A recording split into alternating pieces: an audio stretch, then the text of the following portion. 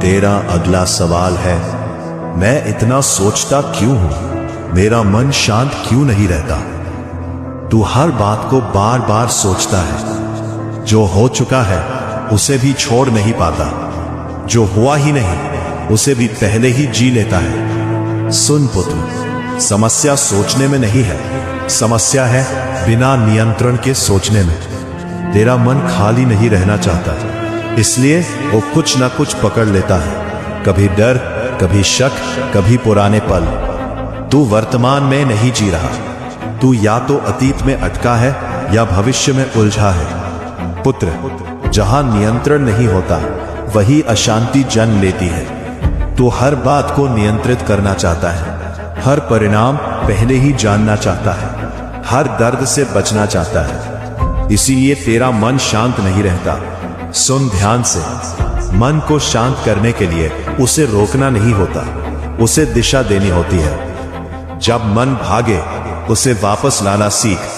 जब विचार आए उसे पकड़ना नहीं, देखना सीख। जब डर आए उसे सच मत मान।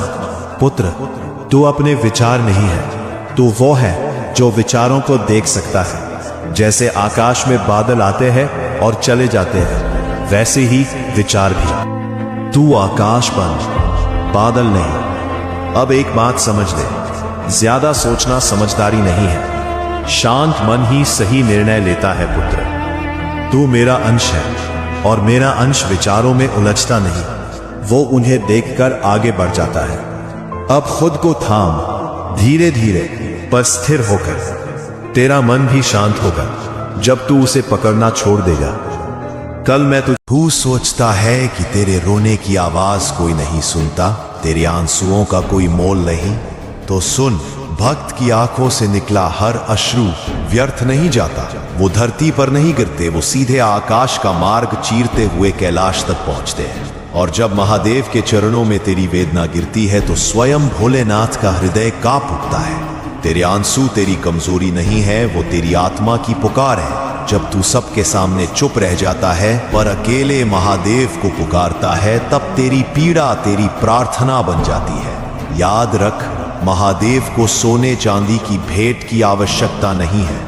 उनका हृदय तभी पिघलता है जब कोई भक्त सच्चे मन से अपनी आत्मा के गहराई से उन्हें पुकारता है। तेरे आंसू ही तेरा सबसे पवित्र मंत्र है। तेरे हर आंसू की गिनती होती है और हर अश्रु का प्रतिफल तुझे अवश्य मिलता है। इसलिए रोना शर्म नहीं है। अगर तेरे आंसू सच्चे हैं तो वो तेरे भाग्य को बदल देंगे। जो दर्द तूने सहा है वो महादेव तक पहुंचा है, और जब महादेव का हृदय हिलता है तो तेरे लिए पूरा ब्रह्मांड करवट बदल देता है।